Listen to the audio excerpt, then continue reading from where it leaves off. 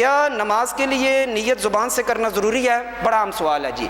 نماز کے لیے نیت کرنا زبان سے نبی علیہ السلام کے ظاہری دور میں یہ نہیں تھا۔ سرکار کے ظاہری دور میں زبان سے نیت، بس دل کے ارادے کا نام، صحابہ کے دور میں بھی یہی رہا ظاہری دور میں۔ بعد میں فقہا نے اس لیے زبان سے مستحب عمل ہے زبان سے نیت کرنا، فرض نہیں ہے۔ دل میں دل کی نیت ضروری ہے۔ اگر دل کی، فقہا نے کہا اب لوگ مختلف شغلوں میں لگ پڑے ہیں، لوگ ہل چلاتے ہیں آ کے اللہ اکبر، دل کی بھی نیت نہیں ہوتی، لہٰذا جو بندہ زبان کی نیت کرے گا بدرجہ اولا اس کی ساتھ ساتھ دل سے بھی نیت ہو جائے گی، لہذا اس لیے مستحب عمل ہے کہ زبان سے نیت کر لینی چاہیے۔ آگے سوال ہوا جی، بیماری کی وجہ سے کھڑے ہو کر پیشاب کرنا کیسا ہے؟ میری ٹانگوں میں درد ہے، میں کھڑے ہو کے پیشاب نہیں کر سکتا۔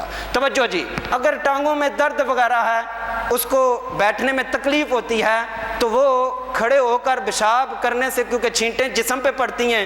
نبی علیہ السلام 2 قبروں والوں کے قریب سے گزرے، ایک چغل خور تھا، عذاب ہو رہا تھا، دوسرے کو عذاب ہو رہا تھا۔ سرکار نے فرمایا ایک کو چغلی کی وجہ سے عذاب ہو رہا ہے اور دوسرا جو ہے وہ پیشاب کی چھینٹوں سے نہیں بچا کرتا تھا، اس لیے اسے عذاب ہو رہا ہے۔ لہٰذا یہ عذاب قبر کا بچنے کے لیے اس کے لیے ضروری ہے۔ آج کل آلے وغیرہ ملتے ہیں اسپیشل قسم کے، ان کو خرید لیں، ان کو پیشاب کریں، اپنی ٹانگوں کو بچائیں، اپنے جسم کو بچائیں، پھر ان کو ڈہل دیں، اچھی طرح دھو دیں۔ لیکن اگر کسی نے جینس کی پینٹ وغیرہ پہنی ہوئی ہے، جان بوجھ کر اپنے اوپر جناب ویسے ہی جی میں بیٹھ نہیں سکتا، جینس کی پینٹ پہنی ہوئی ہے، یہ کوئی شرعی عذر نہیں ہے، بلکہ اس کے لیے پہلی تو بات ہے وہ لباس ہی نہیں ہے، وہ لباس کے لیے وہی ہے جو ہمارے آقا و مولا صلی اللہ علیہ وسلم نے فرمایا ہے، تو اس کے لیے ضروری ہے کہ وہ بیٹھ ہی کے کرے گا۔ لیکن اگر کوئی شرعی مجبوری ہے، کھڑے ہو کر کرنا ہے، اپنے آپ کو بچانا ہے، تو اس کے لیے کوئی آلہ وغیرہ خرید لیں، اس میں کھڑے ہو کر پیشاب کر سکتا ہے، لیکن اپنے چھینٹوں سے بچنا اس کے لیے بھی انتہائی ضروری ہے۔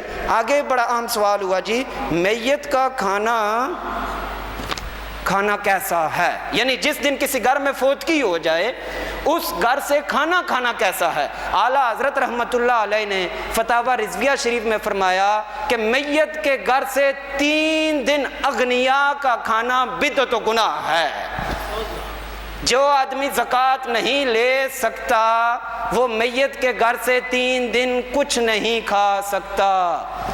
جو فقیر لوگ ہیں وہ کھا سکتے ہیں، فقیر۔ ہمارے ہاں کیا ہوتا ہے اللہ معاف کرے، آج اگر کوئی مر جائے، بیٹا ایک اس غم میں باپ مر گیا ہے، یا بھائی اس غم میں میرا بھائی مر گیا ہے، یا ماں مر گئی ہے، یا فلاں مر گیا ہے، وہ اس غم میں ساتھ ساتھ یہ بھی فکر ہوتی ہے 100 150 500 مہمان آیا ہوا ہے، ان کو روٹی بھی کھلانی ہے۔ نہیں بابا، یہ بدعت ہے، یہ گناہ ہے، اس رسم کو ختم کرو۔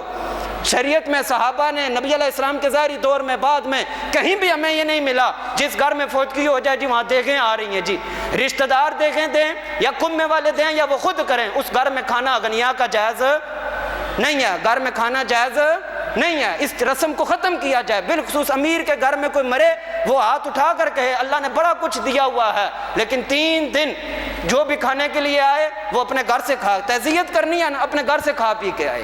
ہاں کہیں کوئی باہر سے آیا ہے، کوئی ہم پنڈی کے رہنے والے ہیں، کوئی کراچی سے آ گیا ہے، سوات سے آ گیا، دور دراز سے کوئی آیا ہو، ٹھیک ہے، اس کے لیے بندوبست کر لیں۔ یہ نہ ہو کہ بندہ ادھر دفنا رہا ہے تو گھر میں 2000 عورتیں بیٹھی ہیں جنہیں کھانا چل رہا ہے جی، بچے کو فکر لگی ہوئی ہے پتہ نہیں دیگیں پوری ہوئی یا نہیں ہوئی ہیں۔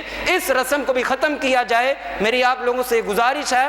شرعی طور پر اس یہ الٹا گناہ ہے اغنیاء کا گناہ۔ اس کے بعد 3 دن سو گئے ہیں، 3 دنوں کے بعد جمعرات ہو گئی، 10واں ہو گیا، 40واں ہو گیا، سالانہ ہو گیا، اس میں فقہا فرماتے ہیں اغنیاء بھی کھا سکتے ہیں اور فقیر بھی کھا سکتے ہیں، لیکن اغنیاء کا بچنا پھر بھی بہتر ہے، پھر بھی بہتر ہے۔ تو حضرات محترم، انہی مسائل پہ ہماری گفتگو جاری و ساری ہے۔